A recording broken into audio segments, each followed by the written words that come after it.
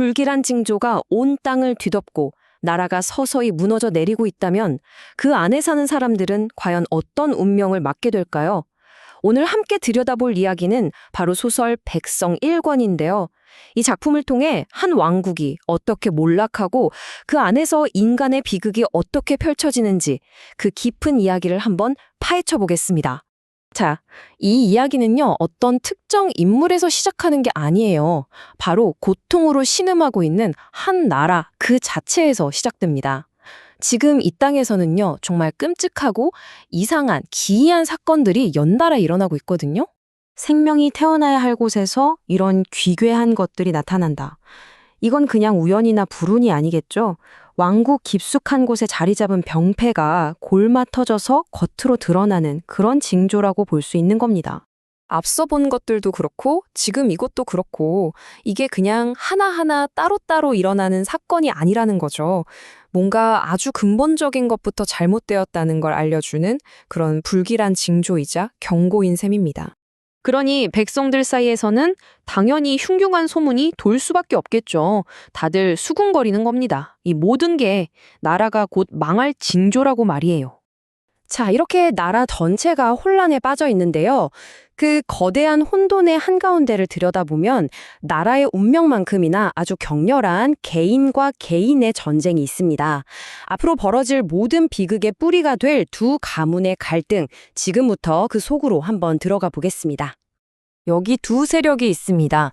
한쪽은 어떻게든 이 몰락하는 가문의 명예를 다시 일으켜 세우려는 절박한 귀족이고요. 그리고 다른 한쪽은 그야말로 뼈에 사무친 원한을 품고 복수만을 꿈꾸는 비참한 소장농입니다. 이 둘의 대립이 시작되는 거죠. 이 귀족, 김호환의 기도를 좀 보세요. 정말 처절하죠. 그에게 아들이 태어난다는 건 그냥 대를 잇는다 이런 차원의 문제가 아니에요. 이 무너져가는 세상 속에서 자기를 지탱해줄 그야말로 마지막 남은 동화줄 같은 거거든요. 그런데 정말 소름 돋는 건 그 반대편에 있는 운산여의 저주입니다. 이 저주는요, 죽여달라, 망하게 해달라 이런 게 아니에요. 딱 한 가지.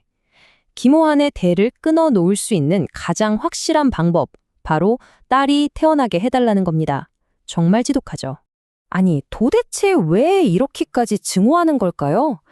그냥 아무 이유 없는 원한이 아닙니다. 과거의 이들은 정말 뼛속까지 파고드는 지독한 가난에 시달렸고, 심지어 그 가난 때문에 자기 자식들을 자기 손으로 하려 했던 그런 끔찍한 기억까지 있거든요. 그 기억이 이들의 영혼을 완전히 병들게 한 거죠. 그리고 결국 그 저주가 현실이 되고 맙니다. 김호환의 집안에 딸이 태어난 거죠. 자, 이제 이 지독한 증오와 복수심은 다음 세대로 그 아이들에게로 고스란히 이어질 운명에 처하게 된 겁니다.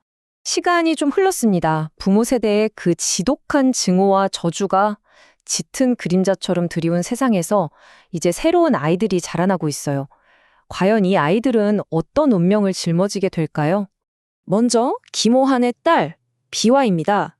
아버지가 그렇게나 원하지 않았던 바로 그 딸이죠. 그런데 참 아이러니하게도 이 아이는 아버지가 이미 오래전에 잃어버린 총명함과 기백을 그대로 가지고 태어났습니다. 어느 날 한 떠돌이 스님이 이 아이를 보고는 예언을 남기는데요. 스님의 눈에는 이 아이가 그냥 저주받은 딸이 아니라 앞으로 엄청난 불을 거머쥐고 세상을 뒤흔들 그런 강력한 운명을 가진 아이로 보였던 거죠. 근데 이게 참 흥미로운 질문을 던져요. 생각해보세요. 모든 것이 무너져 내리고 있는 세상에서 거대한 불을 갖는다는 거. 과연 그게 축복일까요? 아니면 오히려 더 큰 짐이 되는 걸까요? 자, 이번에는 비화의 친구인 옥진의 이야기로 넘어가 볼게요. 이 옥진이라는 아이는 정말 순수하고 아름다운 소녀거든요.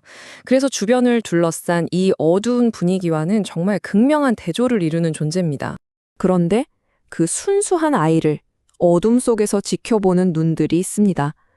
바로 복수심에 불타는 그 임배봉의 두 아들이죠. 여기서 우리는 부모의 증오가 어떻게 다음 세대로 대물림되는지, 그리고 그 증오가 얼마나 사악한 위협이 되어서 순수한 존재에게 다가가는지를 정말 섬뜩하게 목격하게 됩니다. 작품은 이 다음에 무슨 일이 일어났는지 직접 보여주지 않아요. 그냥 색동옷이 검은 바람에 휩싸였다. 그리고 깊은 정적 이렇게만 묘사하거든요. 끔찍한 사건 그 자체보다 그 후에 남은 이 섬뜩한 여운에 초점을 맞추는 거죠. 그래서 더 무서운 겁니다. 진짜 공포는 독자의 상상에 맡겨지는 거니까요. 자, 이제 마지막 부분입니다. 지금까지 벌어진 이 모든 비극들이 결국 어떻게 하나의 미래로 모이는지 보게 될 텐데요. 복수가 또 다른 복수를 낳고 결국 그 누구도 빠져나올 수 없는 지독한 운명의 굴레가 완성되는 과정입니다. 어린 비화가 자기 집 대문 앞에서 임배봉과 딱 마주칩니다. 그리고 이렇게 쏘아붙이죠. 이 집은 절대 당신들 손에 안 넘어가요. 우리 집이니까.